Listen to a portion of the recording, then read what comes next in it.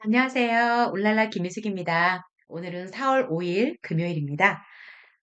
해피꿈 북클럽에서 아이비 교육과정에 대한 안내를 하였는데요. 잠시 안내를 하도록 하겠습니다. 여러분은 고등학교 때 시험이 어떤 시험을 보셨나요? 저의 경우를 보면 주로 암기식이었던 것 같아요. 사고에 깊이 있는 사고를 끌어낼 수 있는 그런 시험이라기보다는 성적 향상을 위한 좀 지식 암기 위주의 문제를 많이 접하지 않았나 싶습니다. 그럼 이런 문제, 이런 시험 문제는 좀 어떤가요? 실제로 DP 과정에서 IB의 DP 과정에서 냈었던 문제라고 하는데요. 이런 문제를 접한 순간 저는 굉장히 당황을 했습니다. 일단 한번 보시죠. 당신은 주인공들이 서로 언어가 통하지 않는데 함께 협력해서 일하는 영화를 보았다. 그 캐릭터들이 서로 어떻게 소통하는지 기술하고 언어를 공유하는 것이 얼마나 필요한지 고찰하는 내용을 교내 잡지 기고문 형식으로 쓰시오. 굉장히 실생활과 연결이 되고 또 상황, 맥락을 주고 문제를 내 생각을 써야 되는 그런 시험 문제 유형인 것 같죠. 두 번째 한번 볼게요. 다른 전통을 기념하기 위해서 당신의 시의회는 전통 복장을 입고 참여하는 파티를 개최하려고 한다. 당신의 친구에게 어떤 의상을 선택했고 왜 그것을 선택했는지 기술하는 이메일을 쓰시오. 이것도 실제 상황에서 일어날 수 있는 일을 가지고 실제의 상황 맥락에 맞는 문제를 지금 낸 거죠. 이런 식의 문제 유형은 어떨까요? 이게 실제로 IB 교육과정에서 DP 과정을, 고등학교 과정을 하고 있는 시험 문제, 기출 문제였습니다. 여러분, IB 교육과정에 대해서 들어보셨나요?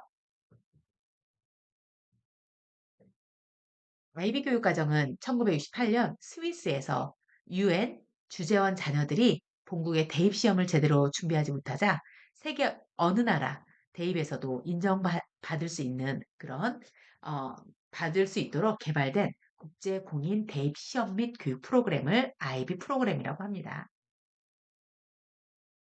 IB 국제 바칼로레아 스위스에 본부를 두고 있고요.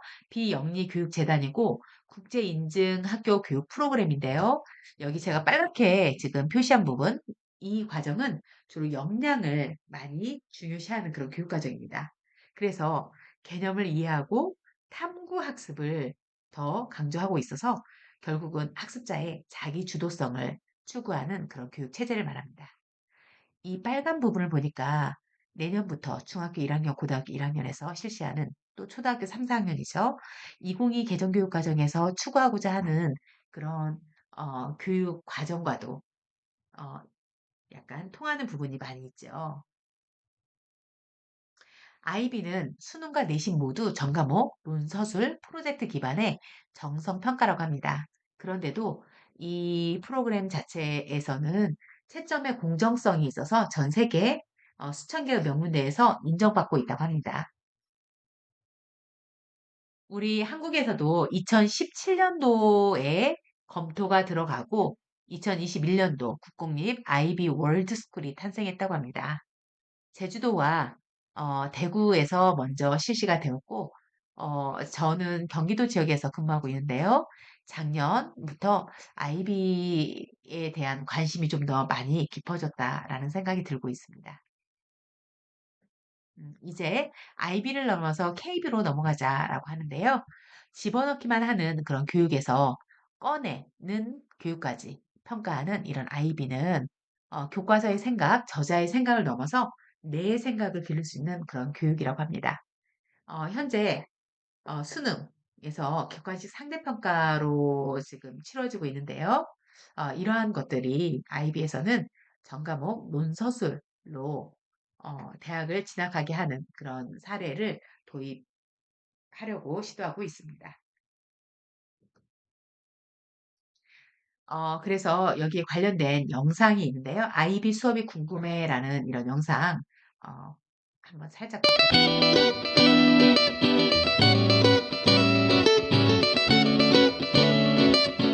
데이터들을 이제 표 형식으로 이제 입력을 해서 그래프에다가 점을 찍은 다음에 추세선을 그려서 이제 모델링하는 활동을 했습니다.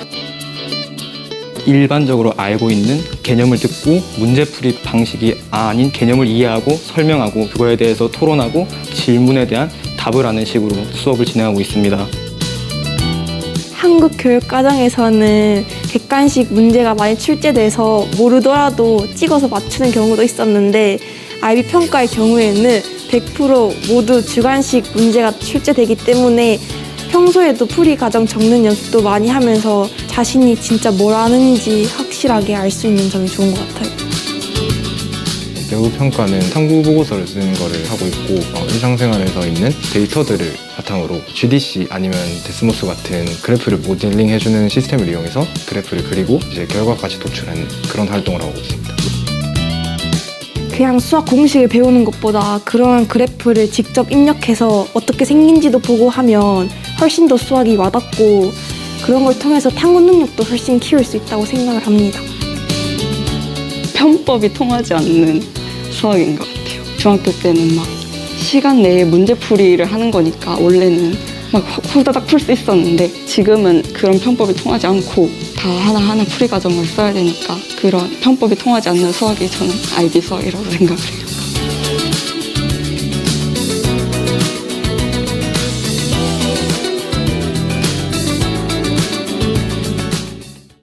네, 이런 식의 편법이 통하지 않는 그런 수업이라는 게 굉장히 인상적으로 들려왔습니다.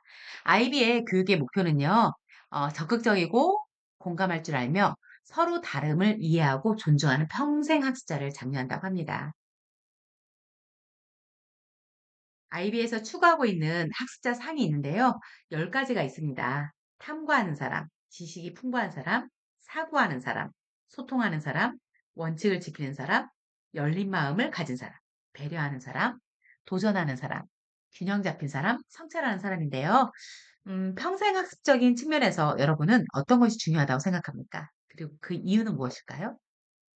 이 학습자상이 다 중요합니다. 중요한데 한 가지를 뽑자면 저는 처음엔 소통하는 사람이라고 생각을 했는데요. 성찰하는 사람이 결국은 자기 스스로에 대해서 잘 알고 반성하며 어떻게 앞으로 나아갈지를 바라보는 그런 사람인 것 같아서 성찰하는 사람을 저는 중요한 측면으로 보고 있고요. 성찰을 하면 더 발전이 있고 성장이 있기 때문이라고 생각합니다. 그리고요. IB 프로그램은 크게 세 가지가 있는데 PYP는 Primary Years Program, 초등학교 단계에서 할 수 있는 건데요. 이거는 초학문적인 주제를 다루고 있습니다. MYP는요, Middle Years 프로그램으로 1994년도에 시작 연도고요. 세계 맥락적인 그런 걸로 확대해서 더 깊이 있게 탐구하는 걸 말하고요. 이거는 간 학문적으로 6가지 맥락으로 살펴보고 있습니다. 그리고 고등학교 단계에서 주로 하고 있는 게 한 번 더 넘길게요. DP 과정인데요. 1968년도 DP, 디플로마 프로그램이 이렇게 되어서 이쪽에서는 주로 고등학생들이 대학교 갈 때 주로 준비하는 그런 과정입니다. CP라는 게 가장 최근에 그래도 들어왔는데요. 이거는 직업 연계 프로그램으로 우리나라에서는 아직은 두 개 정도에서 운영하고 있다고 합니다. 여기 프로그램 모델을 보면요. 이렇게 원형 형태로 되어 있는데요. 세 가지 PYP, MYP, DP에서 추구하는 이 프로그램 모델의 공통점은 다 가운데에 IB 학습자상이 있고요. 그다음에 이렇게 계속해서 원형 형식으로 돼 있고 제일 마지막에는 국제적인 소양을 기르는데 목적을 두고 있습니다.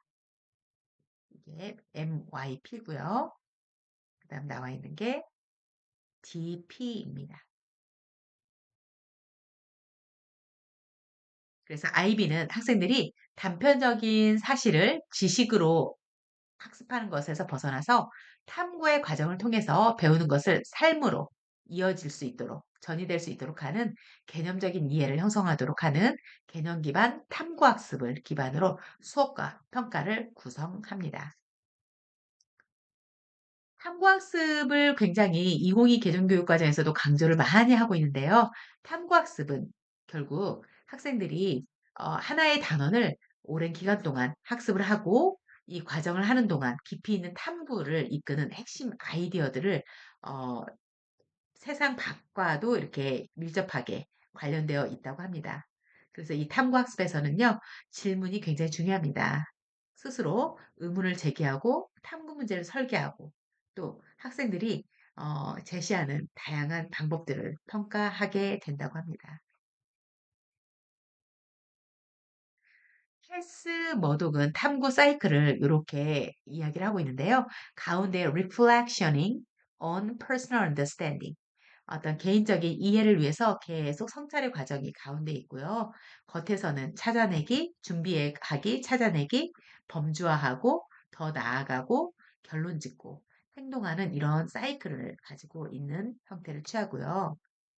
또 레이첼 프렌치하고 칼라 마샬은 탐구 사이클을 이런 식으로 나누었다고 합니다. 처음에는 관계 맺기를 하고요. engage 참여하는 거. 그다음에 focus 집중을 하고요.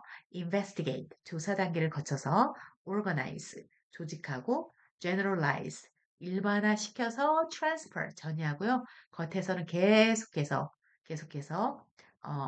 성찰의 과정을 거칩니다.